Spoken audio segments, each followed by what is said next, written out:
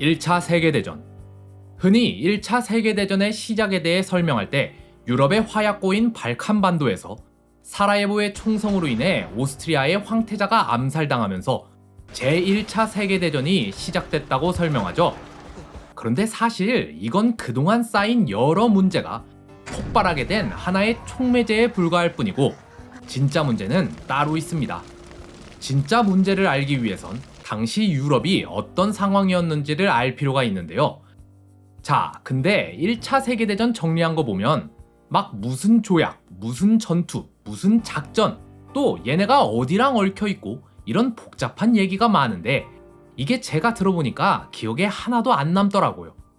그래서 어려운 거 다 빼고 핵심만 딱 추려서 쉽게 정리할게요. 먼저 산업혁명, 다들 아시죠? 산업혁명이 뭔가요?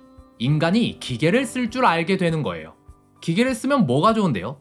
농부가 농사 지을 때 소가 쟁기 끌어서 하는 거랑 트랙터가 드르르 하는 거랑 뭐가 더 좋을까요? 당연히 기계 쓰는 게 더 좋겠죠? 왜요? 노동 대비 효율이 올라가니까요. 그거예요. 산업혁명이 시작되면서 인간이 기계를 쓸 줄 알게 되고 생산 효율이 비약적으로 상승합니다. 자, 그럼 산업혁명이 어디서 일어났죠? 영국이죠? 영국에서 시작해서 유럽부터 퍼져요. 그래서 이 산업혁명을 계기로 유럽은 전 세계에서 독보적인 성장을 이룩합니다. 근데 이 산업혁명도 사실 한계가 있어요. 바로 땅과 인구의 제약입니다. 땅 다 쓰고 인간 다 쓰면 더 이상 효율이 올라가질 않는 거예요. 그럼 거기서 만족하면 되는데 문제는 얘네가 여기서 만족을 안 한 겁니다. 자, 제약이 뭐였죠? 땅, 인구. 그럼 제약을 넘으려면 어떻게 해야 돼요? 땅이랑 인구를 늘려야죠. 그래서 식민지를 개척한 거예요. 물론 식민지를 얻으면 단순히 땅과 인구만 느는 게 아니라 다른 이점이 더 있어요. 바로 값싼 노동력을 공급받을 수 있고 과잉 생산물을 판매할 수 있게 된 거죠. A라는 제품을 만드는데 본토에선 100원이 들지만 식민지에선 50원이 든다고 합시다.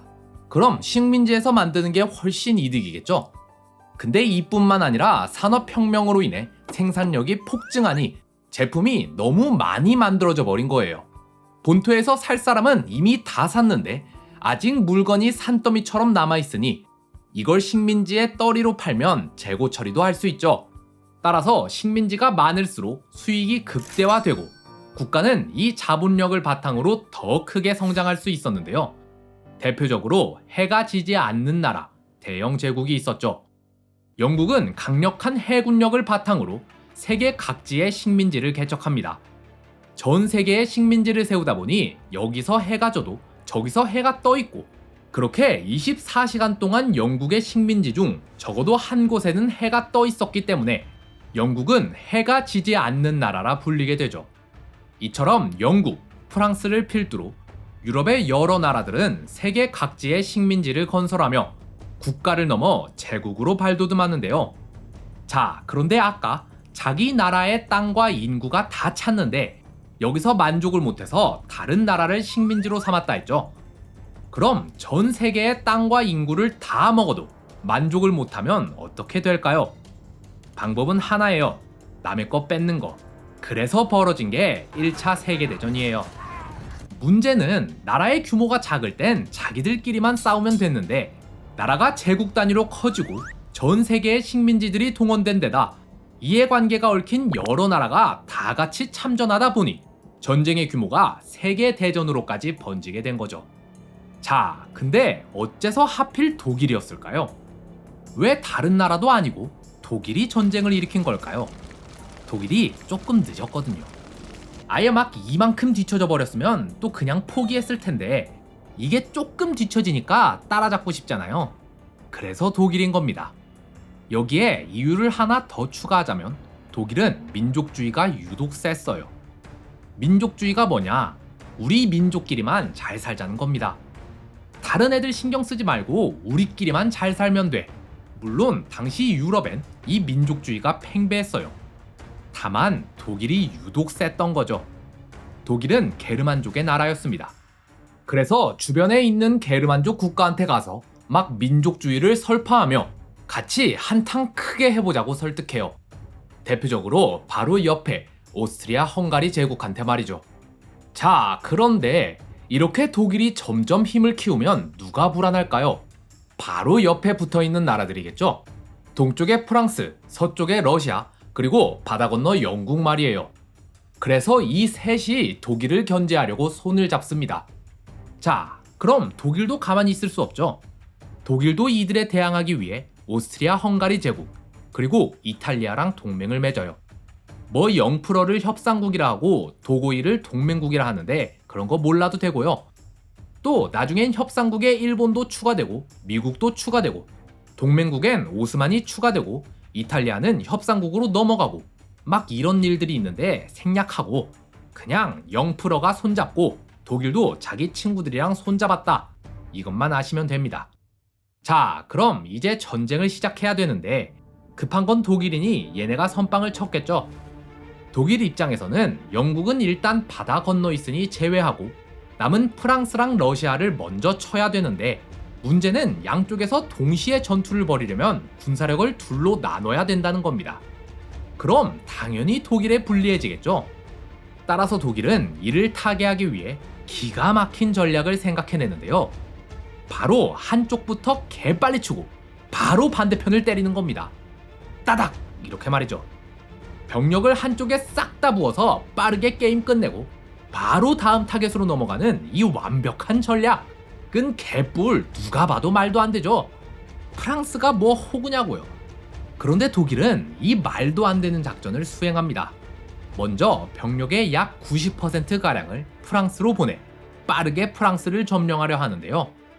문제는 프랑스의 거센 저항에 막혀 프랑스 점령도 못하고 그 사이 반대쪽에서 러시아가 쳐들어오니 결국 독일은 전선을 둘로 나눌 수밖에 없게 됩니다. 근데 또 이게 독일이 약해서 금방 졌으면 모르겠는데 독일이 또 잘 싸워요. 그래서 막 참호전하면서 전쟁이 4년 넘게 질질 끌리니까 양측 사상자만 3,900만 명이나 발생하는 사상 최악의 전쟁이 된 겁니다. 근데 시간이 지나자 영국이 합세하고 결정적으로 미국까지 참전하니까 전세는 완전히 영프로 쪽으로 기울게 되는데요. 자, 근데 미국이 갑자기 왜 들어왔냐? 당시 영국 해군은 누가 뭐래도 세계 최강이었어요. 그래서 영국 때문에 독일은 바다를 뚫기 어려웠는데 독일이 영국 배를 부시려고 유보트라는 잠수함을 만들거든요. 그래서 이 잠수함으로 막 영국 배란 배는 다 부수고 다녔는데 이때 실수로 미국인이 타고 있던 배도 부숴버려요. 근데 사실 이건 명분일 뿐이고 애초부터 미국은 영국이랑 친해서 뒤에서 물자를 대주고 있었는데 이걸 기회 삼아 본격적으로 전쟁에 뛰어든 거죠. 그렇게 독일이 패배를 인정하며 승전국들과 조약을 맺으니 이게 바로 베르사유 조약입니다. 뭐 조약에 중요한 내용 많은데 가장 핵심만 요약하자면 1차 세계대전은 독일 때문에 일어났으니 독일이 패전국으로서 책임을 지고 막대한 보상을 하라 였습니다. 무장해제는 당연한 거고요. 그런데 문제는 이 배상금을 너무 말도 안 되게 책정해버린 거예요. 이게 어떻게 열심히 노력해서 갚을 수 있는 수준이면 희망이라도 품고 갚아가겠는데 애초에 갚을 수 없는 수준으로 때려버리니까 독일 입장에선 그냥 죽으라는 거잖아요. 그니까 몰라 배째 해서 일어난 게 2차 세계대전이에요. 물론 이거 말고도 중요한 사건이 2개 더 있어요. 먼저 대공황. 지금에야 사실 1, 2차 세계대전은 유럽을 필두로 한 선진국 전체의 잘못이었다 라고 생각하지만 당시 유럽에선 그렇게 생각하지 않았어요. 그냥 독일이 잘못한 거라고 봤죠. 그래서 그 큰 값을 치르고도 제국주의, 민족주의 이런 걸 버리지 않았어요. 계속 욕심을 부린 거죠. 그렇게 썩은 물이 고여서 터지는데 앞에선 전쟁이 터졌다면 이번엔 경제가 터집니다. 이게 대공황이에요. 대공황 때문에 서부 열강 대부분이 엄청난 고통을 겪습니다. 근데 얘네 봐라. 약해졌네? 그럼 한 번 더 붙어봐? 해서 등장한 게 히틀러예요. 히틀러는 게르만족의 우월함을 신봉했습니다. 그런데 이렇게 우월한 우리 게르만족이 이딴 대우나 받는 건 말도 안 된다 생각했죠. 게다가 히틀러는 1차 세계대전이 독일 혼자 잘못한 것도 아닌데 독일만 전부 책임을 지는 것도 잘못됐다고 생각했어요. 그래서 그는 독일을 다시 위대한 국가로 만들어야 한다고 생각합니다. 그야말로 Make Germany Great Again이죠. 히틀러는 한 작은 정당에서 자신의 생각을 설파하는 연설을 했는데 그게 화제가 되어 엄청난 인기를 누리게 됩니다. 그는 정당 이름을 국가사회주의 독일 노동자당, 줄여서 나치로 바꾸고 국민의 열화와 같은 지지를 받으며 독일의 총통으로 올라섭니다. 그리고 본인이 그토록 주장했던 게르만족의 영화와 부흥을 위하여 다시 한번 전쟁을 일으키는데요. 이 전쟁이 바로 제2차 세계대전입니다. 자, 여기까지가 인트로입니다.